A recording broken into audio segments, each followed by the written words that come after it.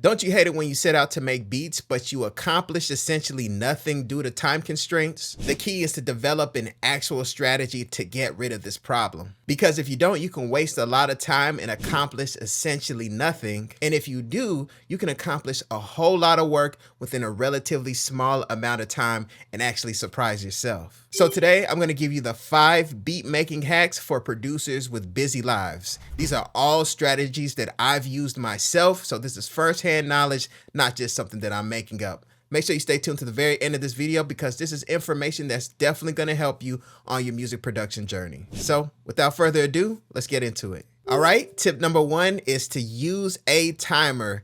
Guys, I say this all the time. I use online-stopwatch.com. This is a very great timer to use whenever you're making beats. I like to use it because I can use the tab on my web browser and look up from FL Studio to see where I'm at. So that's why I don't just use my phone. And the reason that you should use a timer is because it's really easy to waste time if you're not concentrating while you're producing music. There's an idea called Parkinson's Law. And what that means is that as time expands, so does the work. So if you know you have 2 hours to make beats, you might start lollygagging, you might start getting on TikTok, you might start getting on Instagram, you might not be as concentrated.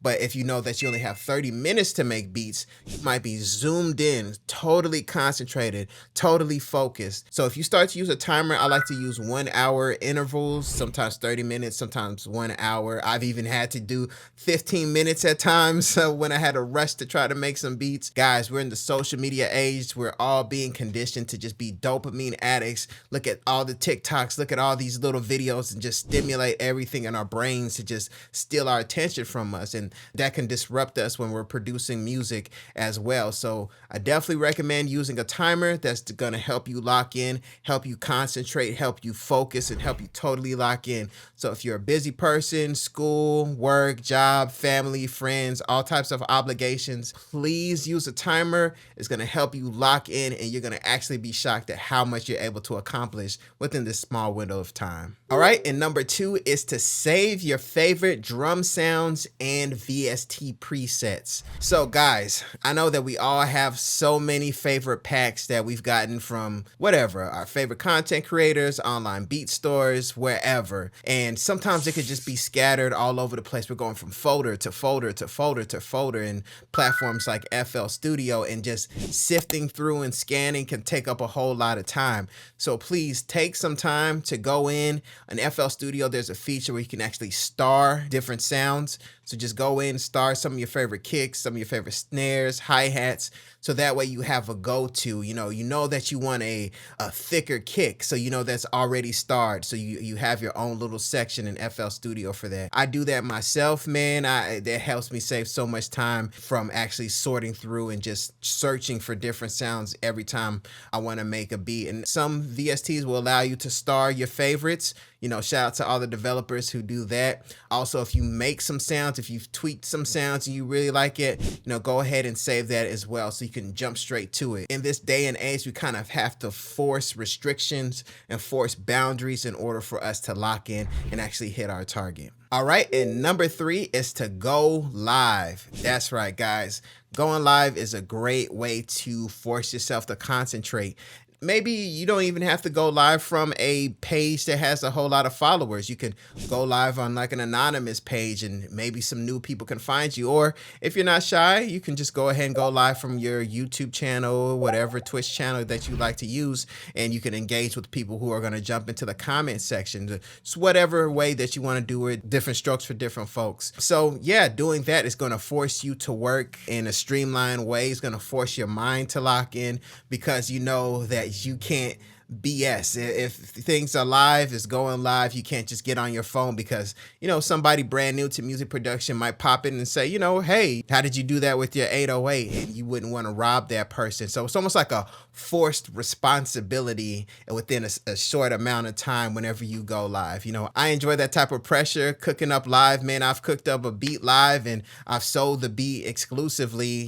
That's how I made the beat. I made the beat by cooking up on live, and it's just a great way to help build community, build an audience, show your skill set, and also help you make beats within a short amount of time. All right, number 4 is to have your own handmade, pre-made loops. So what do I mean by that? Guys, as producers, a lot of us like to think that we're coming up with some totally brand new stuff each time we make beats. You know, we have our habits. We definitely have our habits. We have our certain percussion sounds we like, certain grooves that we like. So don't be afraid to just sit up there and make some or export some loops that you've made before. And for me personally, I'm more so referring to percussion loops. That's what I like to do. You know, I have percussion loops that I've made for myself, put it in a certain folder, and then whenever I'm making a beat, I have a limited amount of time, I'm focusing, and I'm like, oh, I want to do that with the hi-hats. I know that I have a certain hi-hat pre-made loop that I can drag and drop in, do a little tweaking and making sure it fits the texture of the beat, and that way I save time. I'm not just clicking and doing all these things with the velocity each time I'm making a beat. I already know that I have certain habits, and in the process, I can change things around, put effects on it, so everything is not just one and done. It's not just totally templated out, but there are certain pieces to my music production that I tend to do over and over again, and I want you guys to implement the same thing. You know, that's going to help save you time. It's going to help you lock in. It's also going to help you continue to flow as the beat is going. You're feeling things, you want to do something, you don't have to click, click, click, click, click. For all my clickers, FL Studio clickers out there, you don't have to click, click, click every time. You can go straight to your folder, drag and drop the loop in. You know your habits, you know what you like to do, and it's already there for you, and it's going to help you save time and make beats much quicker. All right, and number 5, and this is a very important one that I want you guys to walk away with, and that's to shoot your shot. So what do I mean by shooting your shot? You know, like shooting your shot in a basketball game. All my fellas know what shooting your shot means. So shooting your shot is essentially, in this context, I mean, go into beat making whenever you have a limited amount of time just to make the beat. You know, sometimes we watch a lot of these videos on YouTube and Instagram, and you could think every beat that this producer makes is a total home run, a total classic, totally fire, and they're just that super talented. No, guys, these are the highlight reels of producers. If a producer is cooking up 5 beats a day, maybe 2 of them are absolute fire, maybe 1 of them is questionable, and you know, so on and so forth. So every beat is not going to be a slam dunk, but if you have this limited amount of time, just limited scope, you know, 20 minutes, 30 minutes, even 15 minutes. I've made beats